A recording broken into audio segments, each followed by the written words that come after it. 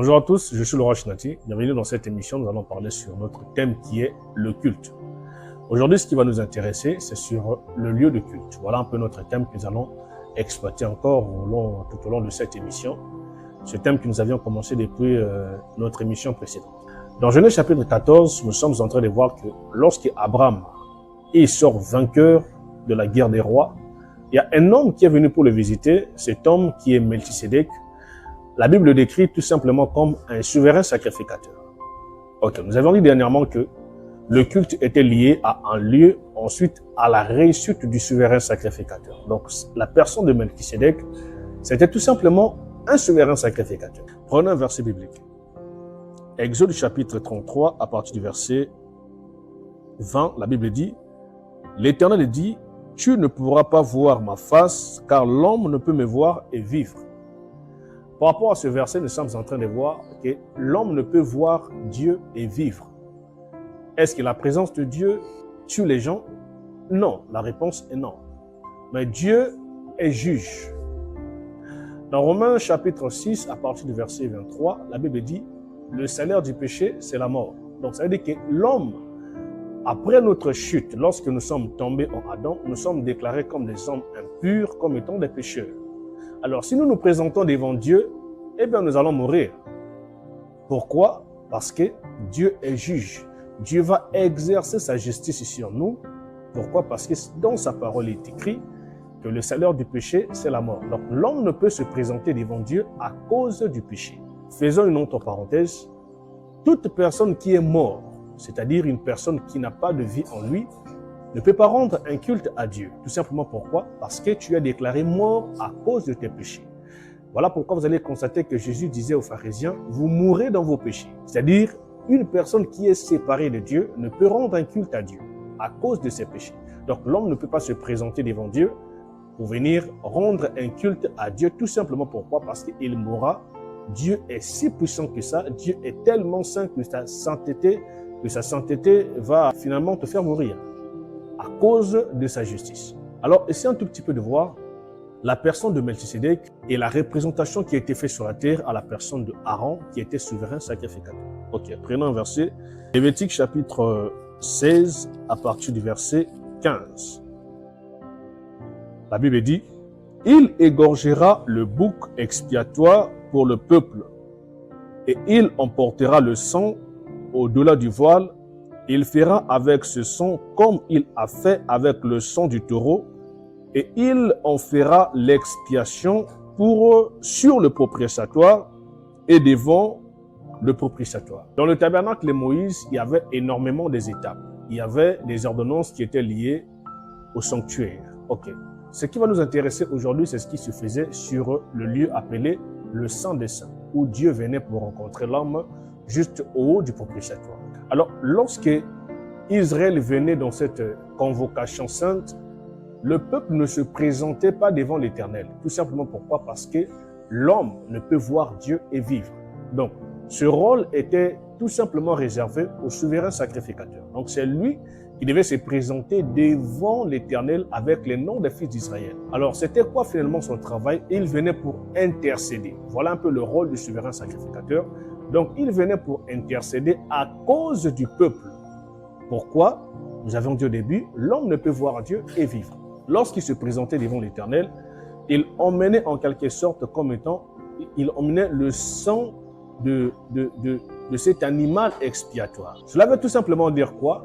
Que le péché du peuple, ainsi que de lui-même le souverain sacrificateur, était carrément mis sur la tête de l'animal expiatoire, qui faisait que lorsque lui se présentait, il se présentait comme une personne ayant accepté en lui que je suis un pécheur, toi es saint, voici, et le que moi je puisse mourir, c'est l'animal qui est mort.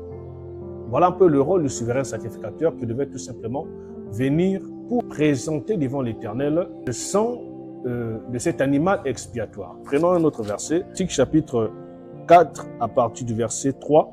Si c'est le sacrificateur ayant reçu l'onction qui a péché et a rendu par là le peuple coupable, il offrira à l'Éternel pour le péché qu'il a commis un jeune taureau sans défaut en sacrifice d'expiation. Donc le péché du souverain sacrificateur affectait le peuple. Donc, lorsque c'est le souverain sacrificateur qui a péché, c'est le peuple qui était coupable en quelque sorte. Donc, voilà pourquoi le sacrificateur était quelqu'un qui devait rester pur à cause du service qu'il faisait pour le Seigneur. Comme nous avions dit dernièrement, voilà que ce temple sera détruit et que le roi Titus va pratiquement tout emporter avec lui. Alors, le temple n'y est pas finalement. Le temple n'y est plus. Nous devons maintenant nous poser la question, où est l'autre souverain sacrificateur qui était resté finalement au ciel à la personne de Melchisédek? Donc c'est à lui que nous devions nous tourner afin que lui nous montre exactement comment nous devions rendre culte à Dieu. N'oublions pas ce que nous avions dit au début, que le rôle du souverain sacrificateur, c'est pour se présenter devant Dieu afin de pouvoir faire ce qu'on appelle par l'intercession du peuple. Nous allons essayer un tout petit peu maintenant de comprendre le souverain sacrificateur dont nous sommes en train de parler à la personne de Melchisédek. Prenons un verset. Hébreux chapitre 5, à partir du verset 5, la Bible dit « Et Christ ne s'est pas non plus attribué la gloire de devenir souverain sacrificateur, mais il la tient de celui qui lui a dit « Tu es mon fils, je t'ai engendré aujourd'hui ». Par rapport à ce verset, nous sommes en train de voir que la Bible est en train de prendre Christ comme la personne de Melchisédek, comme lui le véritable souverain sacrificateur. Si sur la terre, il y avait un seul souverain sacrificateur, c'est qu'au ciel, il y a aussi un seul souverain sacrificateur.